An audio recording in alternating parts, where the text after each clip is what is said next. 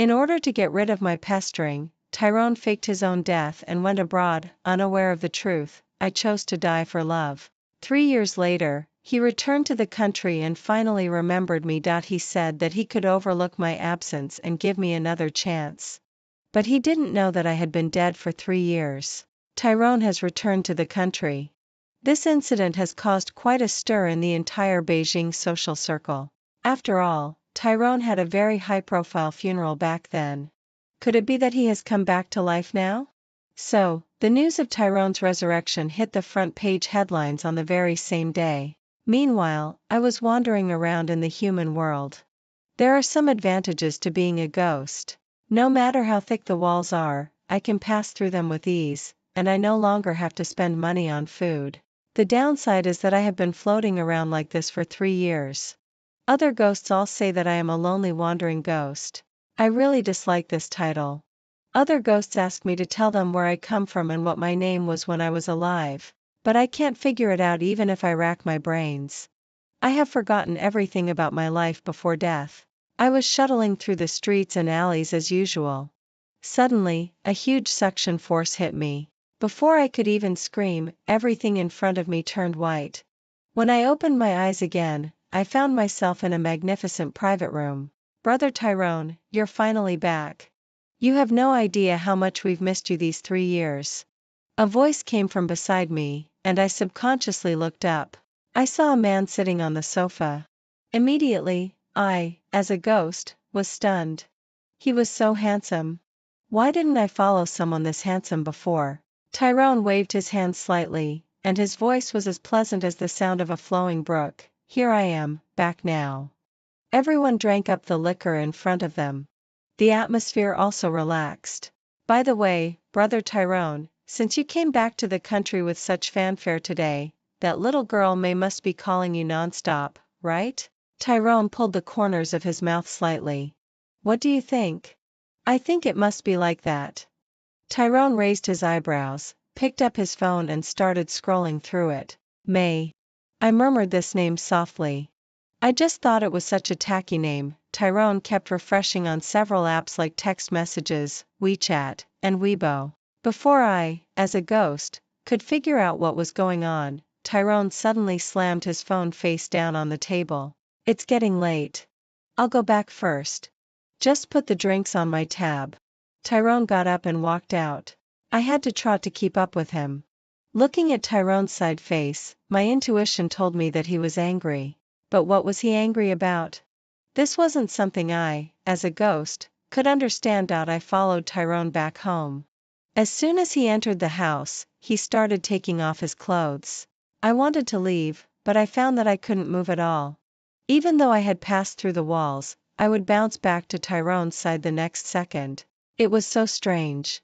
I watched Tyrone, who was only left with a pair of pants in front of me. Forget it, I'll try again at night. There are more important things now. Unexpectedly, not only was he good-looking, but his figure was also quite nice. Look at those collarbones, those abs, and that waist. Tyrone walked straight into the bathroom, and I followed him. I admit that I'm a lustful ghost. I'm a ghost, so I don't need to sleep. Tyrone was sleeping in bed, and I was sitting on the edge of his bed. I had tried to leave several times just now. Even though I was exhausted, I still didn't succeed. So I simply gave up. Where you fall, there you lie is my motto. I was just about to share the bed with this handsome guy Tyrone when I suddenly heard him murmuring in his sleep. May. I was puzzled. Why did he call out her name? Was it because of love? Soon, I found out it wasn't because of love, but hate. Because early in the morning, Tyrone called his assistant into the office. And he slammed the planning document onto the table viciously. Who made this plan? Call May over here. She hasn't made any progress in 3 years. The assistant shrank his neck and said in a low voice, Miss May left the company 3 years ago, so this plan wasn't made by her. Tyrone was a little surprised. She left? Who did she report to? Who approved it?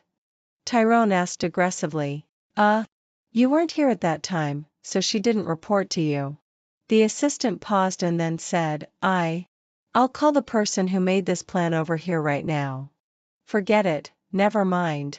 Tyrone waved his hand, letting the assistant leave. Watching Tyrone like this, I was even more certain that he hated May. After all, when he thought the plan was made by May, he almost wanted to skin her alive and eat her. When he found out it wasn't May, he didn't even want to see the person who made it. Tyrone started making phone calls. I didn't know who he was calling. Because he didn't put any on that person's name. The number you have dialed is powered off. Please try again later. The female voice of the machine kept repeating this sentence. Tyrone finally couldn't bear it anymore. He suddenly threw his phone against the wall. It shattered into pieces instantly. I subconsciously took 2 steps back. Although I'm a ghost, I was still a little scared in the face of his current momentum. Tyrone went to a bar at night. The reason was that his cousin said he wanted to throw a welcome party for him. Tyrone, however, was clearly having an ulterior motive. His cousin was already drunk, but he had only drunk 1 glass of wine. Cousin, lend me your phone. What's wrong, cousin? Did you lose your phone?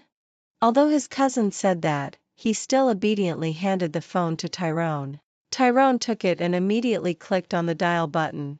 Soon, he dialed the number on that phone. But before the person on the other end could answer, a voice suddenly rang out.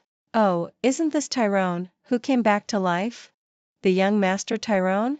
Lucas looked at Tyrone with a smirk, but there was no trace of a smile in his eyes. Everyone sensed that something was wrong, but no one dared to speak. Lucas took a step closer and immediately saw the phone that was on a call. The smile on the corners of his mouth froze instantly. Are you calling May? Tyrone neither denied nor admitted it. Instead, he said, it's none of your business. Lucas shrugged his shoulders. How is it none of my business? After all, I was her first man. Tyrone raised his eyelids and looked him in the eyes. What are you talking about? I said, I was her first man. The next second, Tyrone's fist landed on Lucas's face. Lucas was punched and fell to the ground, but his eyes were full of pity. Tyrone was stung by that look. If I hear such words again, I won't spare you just because of your brother. Tyrone got up and walked forward. Lucas, however, laughed behind him. Don't believe me? Then go and check her hotel check-in records. She checked into a room in a hotel under your name. Just check it and you'll know. Tyrone left the bar, ignoring what Lucas said. The cold moonlight cast its afterglow on the earth. I stood on his left side. The moonlight in between was like an insurmountable chasm. Tyrone let out a soft breath. He took a cigarette out of his pocket and put it in his mouth. His heaving chest finally returned to normal. To the Blue Shore community. Tyrone said this to the driver. After arriving at the destination, Tyrone stood still at the door. He first knocked on the door vigorously, but there was no movement inside. Then he started entering the password. 08150521, was he that much in love? He even set the door lock password to, I love you? The door opened with a click. All I could see was that the room was covered in dust, and the long unattended house smelled musty. Of course, that wasn't the most important thing. The important thing was that there was no furniture or ornaments in the room. Only a few load-bearing walls were left. Tyrone and I were stunned on the spot. For a moment, we thought we had entered a rough-cast house. Tyrone didn't seem to believe it. He walked a few steps into the bedroom. Good heavens, there wasn't even a bed in there. Finally, Tyrone believed it. He called his assistant. President Tyrone. Call the police immediately. The house in the Blue Shore community has been robbed. What? The assistant was also shocked, but he quickly reacted. President Tyrone, the house there hasn't been robbed. Then why is there nothing in it? It's Miss May who sold everything. Tyrone was silent for a moment. But then he roared, where did she go? Find her and bring her back. It's okay that she left the company without my permission, but all the things in the house were bought by me for her. What right does she have to sell them? Find her and make her pay me back at the original price. I was really eye-opening about Tyrone's words. How stingy could he be? I gave Tyrone the middle finger. The news that Tyrone was looking for May somehow reached Lucas's ears. Early in the morning, Lucas came to Tyrone's office. He sat on the sofa casually as if he were in his own home. Lucas propped his chin up with his fingers. I heard you've been looking for May recently. What do you want her for? Could it be that May doesn't cling to you anymore, so you're starting to feel lonely? Lucas said this sarcastically. Tyrone's movement of putting down his pen froze. Of course not. She sold all my things. Can't I ask her to pay me back? Oh, really? If you have nothing to do, please leave. Otherwise, I'll call the security guards. Tyrone gave the order to leave without mercy. Why are you so angry? I'm here to help you. Lucas grabbed a piece of paper from the side and quickly wrote an address on the white paper. This is the address of May's hometown. You might as well go and have a look at her hometown.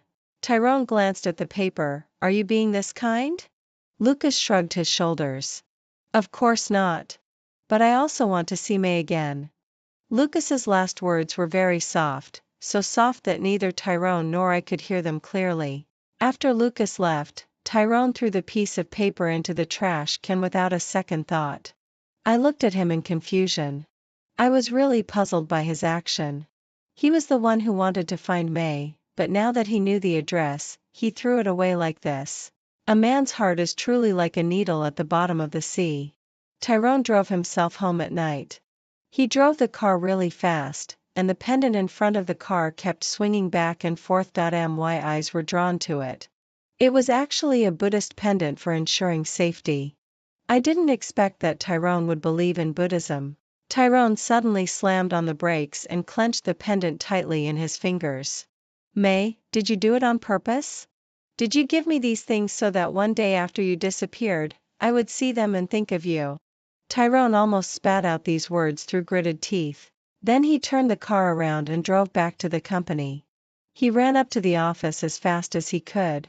Fortunately, the trash in the trash can hadn't been emptied yet. Tyrone found that piece of paper. The address of May's hometown was clearly written on it. I thought Tyrone would send someone to look for May's whereabouts. To my surprise, Tyrone was going to go there in person. I followed him into the car, thinking that he was crazy. He was putting aside such a big company just to go and look for someone with such a tacky name. Tyrone drove the car really fast. Looking at his side face, I somehow felt that he was a bit excited and nervous. Tyrone didn't sleep all night, and by daybreak, the car had arrived at May's hometown. This was a remote and quiet village. The car had a difficult time driving on the dirt road, and Tyrone got out of the car impatiently. He asked the villagers which house was May's. When the villagers heard his question, they all had strange expressions. What do you want with her house? I'm looking for a person named May. As soon as Tyrone said this, the villager's face immediately changed. He approached Tyrone in a rather sleazy way. What do you want with her? Did you also hear about her story and want to find out more? Tyrone immediately sensed that something was wrong. He replied keenly, yes. So is it true? The villager mysteriously led Tyrone to May's old house. While walking, he said, it's only because you met me. Otherwise, no one else would have brought you here. Tyrone looked at the already dilapidated house and immediately knew that May wasn't there. She hadn't come back at all. So is that thing true? Tyrone asked naturally. Of course it's true. The villager paused. It caused quite a stir in the village back then. She was slept with by her stepfather when she was so young. Who wouldn't call him a beast when they heard about it? What? Tyrone and I said this in unison. It was a pity that they couldn't hear my voice. The villager was also a bit surprised. Isn't that what you were talking about? Tyrone directly took out a stack of cash from his pocket. Tell me the whole story, and this money will be yours. Then, Tyrone and I heard a tragic story. Her biological father left when she was 5 years old. He abandoned her and her mother. Then her mother started remarrying with her. This was already her mother's 5th husband. Her 5th husband was quite nice and treated both her and May very well. But as May grew up, the stepfather's feelings for May began to change. He would always stare at May with those lewd eyes. May thought she was just overthinking and didn't pay much attention. Until one afternoon when May was taking a bath, her stepfather walked straight in. He covered May's mouth tightly, and there were continuous vulgar insults. He said it was all May's fault for seducing him. Her mother was working outside all the time. The stepfather threatened her that if she dared to tell anyone, he would kill her and her mother. The kind stepfather disappeared at that moment and put on the guise of a devil. Perhaps the stepfather had never been a good person. All of this was just a disguise to get a wife. How tragic. After hearing this story, I murmured to myself. The villager had already left with the money. Only Tyrone and I were left looking at each other. Tyrone walked forward 2 steps expressionlessly, then took out a cigarette from his pocket. He smoked one cigarette after another in silence. After finishing a whole pack, he finally got back into the car. I couldn't read the emotions on his face. All I knew was that the car was going faster and faster. Even I, as a ghost, couldn't help but want to fasten my seatbelt. Perhaps because I was a ghost, I saw the car at the corner from a distance. However, Tyrone still didn't slow down, and he couldn't hear my shouts. The next second, with a bang, the 2 cars collided. I quickly flew out of the car. I saw that Tyrone was already covered in blood on his head, but he still insisted on reaching for his phone. After getting the phone, he started editing a text message. He only closed his eyes and passed out after sending it. I curiously leaned closer to the phone. There were only 2 words on it. Come back. Tyrone didn't die. He just had a concussion and a broken arm. However, the first thing he did when he woke up wasn't to call the doctor or deal with work. Instead, he called in the media reporters. And he asked them to publicize this matter widely, making it as tragic as possible. He said he wanted to make those who heard it sad and those who read it cry. After the reporters left, Tyrone stared at the empty ward in silence for a long time. Do you think May will see this report? He scared me so much. I turned around, but there was no one there. Was he talking to me? Then I heard him say again, she'll see it. She definitely will. She cares about me so much that she'll definitely come to see me. Goodness, he was being so abstract here. I don't know if Tyrone got some after effects from the accident. He always stayed awake in the middle of the night recently, so I lost the chance to share the bed with this handsome man. After Tyrone stopped sleeping, he always liked to stare out of the window in a daze. It was also on such a night. Tyrone suddenly started speaking. What was so special about this night? I floated over to look out of the window with him and found that it was just an ordinary night. Back then, because of the company's debt problems, I was blocked by those people and they were throwing things at me. She stood in front of me and took the blows for me. I clearly remember that someone threw a thermos flask and it hit her on the head. Blood was flowing down, but she still said she was okay. She really loves you. That's what I could feel. Tyrone suddenly let out a soft sigh. I know she loves me. Do you love her? I asked this question. But he couldn't hear me, so my question drifted in the air. No one could answer it anymore. Lucas came to see Tyrone in the hospital. He walked in with bare hands and a carefree smile on his face. What are you doing here? Tyrone frowned slightly, clearly not liking Lucas's arrival. How could I not come to see you after such a big thing happened to you? After all, you're May's sponsor. That's a great kindness. But that's May's business. What does it have to do with you? That's not right to say. When May left, she specifically told me to take good care of you if something happened to you. Tyrone immediately perked up when he heard this. He sat up halfway. Do you know where May is? Lucas shrugged his shoulders and changed the subject. You look fine to me. Your mental state seems quite good too. When I saw that report, I thought you were going to die. Why, were you happy to hear that I was going to die? Maybe May would be happy. Lucas said this seriously. What do you mean by that? Tyrone grabbed Lucas's arm tightly. Did you hide May? Otherwise, why hasn't she come to look for me? Is it possible that she doesn't want to come herself and doesn't want to see you again? Lucas looked at Tyrone's almost broken face. He suddenly burst out laughing. Tyrone, don't tell me you regret it. It was you who lied to May that you were dead back then. After a long while, Tyrone sneered, I won't regret it. On the day Tyrone was discharged from the hospital, his assistant brought him good news. He said that they had found the people to whom May had sold the furniture and ornaments. Tyrone immediately arranged a time to meet them. Rarely, Tyrone didn't wear a suit but put on casual clothes. He looked at himself in the mirror, first from the left and then from the right. "Don't I look bad? You look really handsome," I commented on him. I knew Tyrone wasn't talking to me. He had been talking to himself like this recently. The people who bought those items had already arrived. Tyrone pushed the door open and went out to shake hands with them and introduce himself. Tyrone got straight to the point. "Name your price. I'll buy them back." The people were a bit stunned for a moment, and then they named a price 5 times higher. Tyrone agreed without hesitation. "Okay, it's settled." The buyers were about to leave when Tyrone spoke again. "Did she say anything else when she sold these things?" The buyers stopped in their tracks. "Actually, she did. When I asked her why she was selling these things," the buyers paused, "she said that the person she loved had passed away and she had no more thoughts or hopes." Tyrone seemed to be hit hard and took 2 steps back. Finally, I saw that his eyes were filled with tiny tears. Tyrone moved to the Blue Shore community. Not only did he move there, but he also moved into the house where May used to live. He restored all the furnishings in the house exactly as he remembered them. After he had everything set up, he held a cup of coffee and looked at the moonlight as he said, "When May comes back, I'll make sure she has no place to go. Even if she begs me, I won't give her the house back."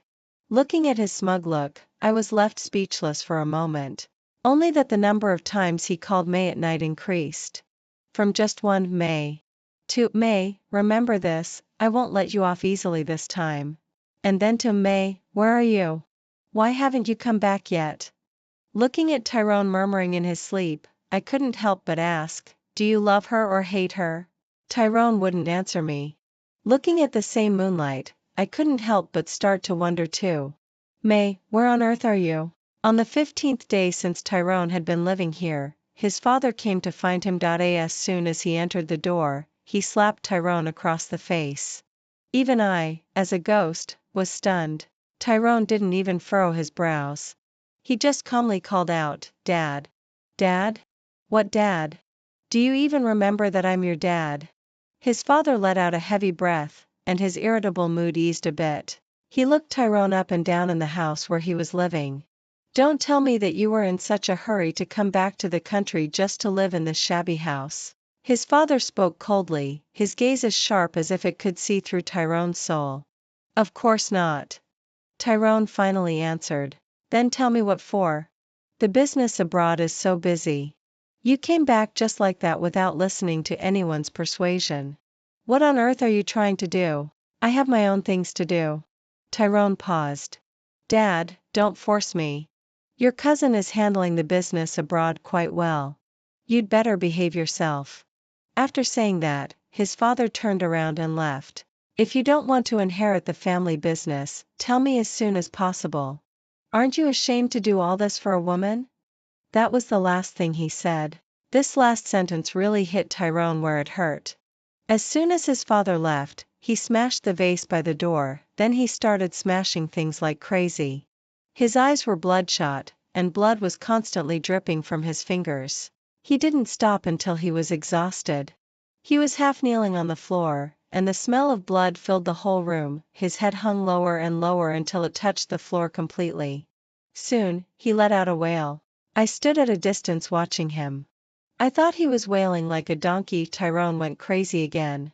He called his assistant into the office and asked him if he had any news about May. As soon as the assistant tremblingly said the word "no," the next second, Tyrone threw the documents at the assistant. "What do I keep you guys for? Can't you even find one person? She doesn't have much money.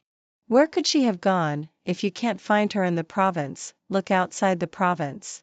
If you can't find her in the country, look abroad. It's so hard to find that I almost thought she was dead." The assistant carefully observed Tyrone's expression and spoke again, carefully. How about we ask Mr. Lucas? He was so desperately chasing after Miss May back then. Maybe he knows something?" Tyrone's gaze fell on the assistant. "Soon," he said, "you have a point." Tyrone went to look for Lucas several times, but always missed him. Tyrone suspected that Lucas was deliberately avoiding him. So on this day, Tyrone deliberately waited by Lucas's car. Finally, he saw Lucas this time. As soon as Lucas opened the car door, Tyrone took a quick step forward and closed the door. Lucas turned his head, and when he saw it was Tyrone, he smiled. "What? So eager to see me?" Tyrone didn't want to waste words with him. "Where's May?" Lucas stopped smiling. "Why should I tell you? Tell me quickly. Don't force me to get rough." Tyrone grabbed Lucas's collar tightly. Lucas still had a nonchalant look on his face. "Kill me, and you'll never know where May is. So are you sure you want to do it?" Tyrone glared at Lucas viciously and finally started to let go of his hand. "Name your terms. I'll agree to anything." Lucas laughed again, and his laughter filled the garage. "Kneel down and beg me, and I'll tell you." Lucas paused. "Otherwise, forget it." Hatred filled Tyrone's eyes, and he gritted his teeth. "Don't go too far. I can still find May without you. It's just a matter of time." "Really? If I don't tell you, you'll never find May in your lifetime. Believe it or not." Lucas leaned close to Tyrone's ear and said softly. Tyrone looked at Lucas's confident look and felt very sad. Of course, during the confrontation, Tyrone didn't show any weakness. He threw out a "we'll see" and left. But as soon as he turned around, his whole mood was off. He was downcast and in pain. He smoked quite a few cigarettes in a row and then called his assistant. His voice was so weak. "Go to the hotel and check May's check-in records." He had to face this matter. "Okay." Tyrone seemed to have lost weight compared to when he returned to the country. His clothes looked even looser when the cold wind blew. The assistant was very efficient. Soon, he called Tyrone. "President Tyrone, Miss May did check into a room in our hotel once. Was she the only one checking in?" "No. Who else?" "Mr. Lucas." Surprisingly, Tyrone didn't hang up the phone. Instead, he remained frozen in that position for a long, long time. It wasn't until the cigarette ash burned his fingertips that he came to his senses. "I see." To my great surprise, Tyrone was so calm. He slowly sat down on the chair and didn't move for a long time. The dark night gradually enveloped him. Finally, it swallowed him up completely. Tyrone resumed his playboy ways. Eating, drinking, and having fun every day was no big deal. He was so happy that he didn't even have time to rest. On this day, a group of rich young masters got together to drink. While drinking, someone suggested playing Truth or Dare. Everyone agreed. It would be great to know other people's embarrassing stories. After several rounds, Tyrone was the one who lost. Everyone started to cheer and asked Tyrone to tell the most exciting thing he had ever done. Tyrone leaned back on the sofa and smiled lightly. "Okay, I'll tell you the most interesting thing." "Great. Hurry up." "The first time I saw her was in an orphanage. So I pointed at her and said that I would pay for all her living expenses and tuition fees from then on. And from that day on, she regarded me as her savior and was hopelessly following in my footsteps. But do you know what? I pointed at her back then simply because among those kids, she looked the most hopeless and would most likely make it into my family's news, attract sponsorship for the company, and draw the attention of the common people. But she thought I was her savior." Ha ha ha. Tyrone was laughing and clapping his hands as he spoke. "Of course, that's not the funniest part. Do you know what the funniest part is?" "What?" Everyone leaned in curiously. "The funny thing is that I got tired of her pestering, tired of the boring gifts she gave me on every birthday, tired of her always smiling without asking for anything in return. It wouldn't be good for my and the company's image to tell her directly. So I came up with a good idea. I decided to fake my death, hold a grand funeral, and bury myself to make her completely give up and never be able to pester me again." And she really believed it. She cried so pitifully in the funeral parlor, and I was hiding outside the door at that time. Everyone was laughing so hard that they were falling over. I was also slapping my thigh and laughing. Out of the corner of my eye, I noticed that the ghost by the door wasn't laughing. "Why aren't you laughing?" I asked him accusingly. Is it funny? He asked me back. I was stunned. Isn't it funny? It's so funny. I followed Tyrone and left. But somehow, I didn't feel well. No matter how I floated, I just didn't feel comfortable. It seemed that something was about to burst out of my chest. By the time we got back to the Blue Shore community, that feeling reached its peak. My body started to ache, as if countless bugs were trying to tear me apart. I let out a scream, but no one could hear me. Tyrone was getting farther and farther away from me. No matter how I reached out, I couldn't touch him. Tyrone. I called out hoarsely. Tears rolled down to the ground. My body disintegrated the next second, emitting a yellow light. I remembered everything. It turned out that I was May. May was my name. I'm called May. I lived in a remote village. When I looked up, all I could see were those towering mountains. I often fantasized about the world behind the mountains. I was quite optimistic and active when I was a child. It was because my mother told me that optimistic and active people are more likely to be liked by others. So I never said anything discouraging. Even though my mother married several men with me, I still called them Dad. Until the last one, he made it impossible for me to be optimistic and active anymore. That night, I still don't want to recall it even now.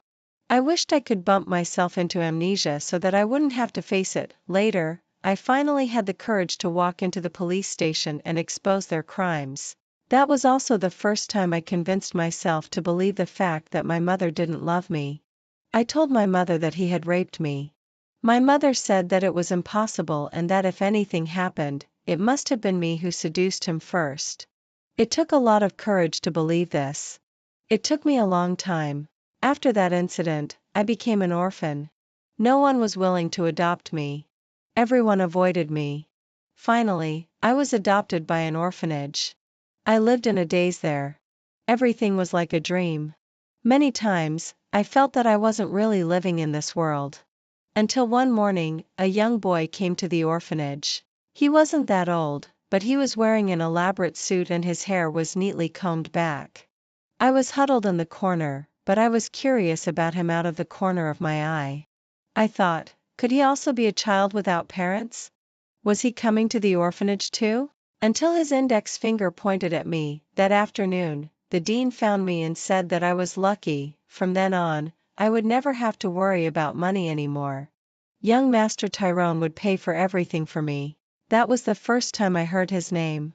I recited it softly in my heart again and again. I thought he cared a lot about me because he would occasionally send me messages asking about my studies and how I was doing. This gave me an illusion of being cared for. And this was something I had never felt before. So please forgive me. I regarded him as my spiritual pillar. I swore that I would follow in his footsteps. Just looking at him from a distance would make me happy. I was admitted to the university he attended. After graduating, I entered his company. Even if I was just an insignificant employee, I was willing to do it. I would prepare a birthday gift for him every year, and he would accept them with good temper. And he would say thank you, and my heart sank deeper and deeper. So when I heard that he had died in a car accident, my first reaction was disbelief. How could he die? Every time I made a birthday wish, it was always that he would be safe and happy. How could he die? I didn't believe it. Not until I saw all his relatives in grief did I have to believe it, even though I didn't want to. Tears instantly rolled down my cheeks. I was so overcome with grief that I wished it had been me who died. My wails echoed throughout the morning hall. Tyrone was really dead. My last hope of living was gone with him. Finally, I went to Tyrone's gravestone. Looking at the photo of his young and handsome face on the gravestone, I felt a bit dazed. Suddenly, I thought the plot of land next to his was quite nice. However, when I asked about the price, I almost fainted. Even if I were given another 500 years, I could never earn that much money. In order to raise enough money, I sold all the furniture in the house. If the house had been mine, I would have sold it too. But unfortunately, this house was lent to me by Tyrone. It was a rainy night. I was working overtime at the company. He took pity on me and offered to drive me home. When Tyrone saw the dilapidated neighborhood where I lived, he decisively lent me a house under his name. He also said not to worry too much about it and just consider it as helping an employee. If I really felt bad about it, I could just work harder for the company. I'll always remember Tyrone's smile that night. However, the money from selling the furniture was still not enough. I lay in bed for 2 days but still couldn't think of a way to get more money. It wasn't until Lucas called me, but he gave me an idea. So I asked, "Could you lend me some money?" "Sure, no problem at all. But I have a condition. You'll sleep with me." But he gave me an idea. So I asked, "Could you lend me some money?" "Sure, no problem at all. But I have a condition. You'll sleep with me for 1 night." I was silent for 5 seconds. "Okay, but I need 500,000 yuan. Money is just a number to me." "So you've promised it yourself. There's no chance to go back on your word." Lucas was still shouting on the other end. I hung up the phone without hesitation. That night, I walked into a hotel with Lucas. I lay calmly on the big bed. Lucas walked towards me while taking off his clothes. "What do you need so much money for?" "To buy a burial plot," I said calmly. Lucas was puzzled. "Why buy a burial plot? Are you crazy?" I propped myself up and looked at him, a smile widening on my lips. "No, it's just that the burial plots are too expensive. I'll spend more money after I die than when I'm alive." I don't know if Lucas was scared by my terrifying smile. He quickly put on his pants and then threw his bank card at me. "Here's the money. Go to the hospital and get treated quickly." I took the money and laughed out loud. Finally, I could buy the burial plot next to Tyrone's. That night, I lay in the bathtub, feeling the approach of death. My blood dyed the clear water red. Vaguely, I saw Tyrone's figure. But it disappeared the next second. Finally, I was buried next to Tyrone as I wished. Tyrone had a dream. He dreamed of May. It was the first time he had dreamed of her since he went abroad. She was so far away yet so close to him. The two of them just stared at each other from a distance. Neither of them spoke first. Finally, Tyrone took a step forward. "May." But the next second, thick fog rose everywhere, and Tyrone could no longer see May's figure. Tyrone could only desperately chase after her, searching for her. He shouted eagerly like a lost child, but no one came to take him away. "Don't go." Tyrone shouted this out loud, and the next second, he woke up from the dream. His forehead was covered with sweat, and his heart was pounding so hard that it seemed about to burst out of his chest. Suddenly, he had an uneasy feeling. This feeling made him feel as if he was sinking into the deep sea, and he was filled with panic both physically and mentally. So without thinking, he called Lucas. "Hello? Where's May?" Tyrone paused and then said, "I'm willing to beg you if you tell me." Lucas was silent for a moment on the other end, and then he gave an address. "Wait for me there. Let me see your sincerity in begging." Tyrone had never been so humble before. He and Lucas looked into each other's eyes. Finally, he was defeated under Lucas's gaze. He slowly knelt down in front of Lucas. His voice was extremely mournful. "Please, tell me where she is." Lucas started laughing again. He only stopped when he was too tired to laugh anymore. He looked down at Tyrone from above. "I really don't understand why May liked you. What about you is so attractive to her? Go and have a look at the burial plot you arranged for yourself back then." After saying that, Lucas opened the door and left without looking back. Tyrone was struck as if by lightning and froze on the spot. It was a long time before he moved again. It was pouring rain outside without his notice. The rain pattered on Tyrone's car window, like playing a dirge. Tyrone had almost forgotten that he had a burial plot. So it took him a while to find the place. He stood unsteadily in front of his gravestone. Suddenly, he had a strange feeling. A living person looking at his own gravestone, and there was even his photo on it. For a moment, Tyrone didn't understand why Lucas had asked him to come here. Until he saw the gravestone next to his out of the corner of his eye. The grave of May, just these simple 4 words. There wasn't a single photo on the gravestone. But Tyrone knew the reason. It was because May never took selfies. She had once said that she didn't like herself. Tyrone fell to the ground as if struck by lightning. Impossible. It's absolutely impossible. But clearly in his mind, he could hear May's wails for him back then. They were so sad and so desperate. Tyrone couldn't believe it. He thought that Lucas was lying to him. Just because Lucas couldn't get May's affection, he hated him. He was taking revenge on him. But at the same time, another thought told him very clearly that it was all true. May had died because of his one lie. Tyrone suddenly got up. He roared like a fierce ghost. It's not true. It can't not be true. Tyrone ran out of the cemetery like a madman. Tyrone went crazy. This was the result of diagnoses by numerous psychiatrists. Sometimes he laughed happily, and sometimes he cried sadly. But most of the time, he was talking to himself. As if there was someone with him. Don't be angry. I'll let you play with all these, okay? You don't want to eat oranges. What do you want to eat then? I'll ask them to buy it for you. Why don't you talk? Please talk to me, okay? Doctors were at a loss about Tyrone's situation. But Tyrone was completely unaware of it.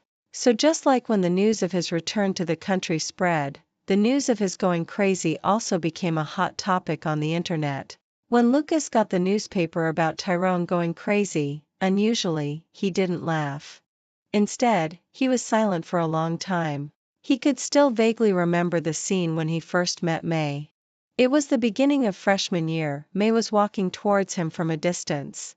At that moment, all his attention was drawn to her. That was the first time he believed in the term love at first sight. But May had someone she liked in her heart, so she rejected Lucas's confessions more than once. Lucas was sad and also felt unwilling at the same time. Until Tyrone passed away, he thought his chance had come. But he didn't expect that the last time he saw May would be in the morgue. The hospital called him, saying that she had very few contacts in her address book, and some couldn't even be reached. Only Lucas answered the call, and they hoped he could come to claim the body. Lucas went. So when he received a call from the cemetery asking when May's urn would be delivered, he understood everything. It turned out that May needed so much money just to buy the burial plot next to Tyrone's. Lucas finally buried her there as she wished. The last time Lucas went there, he asked, May, was it worth it? No one answered him. Finally, the wind carried this question far away.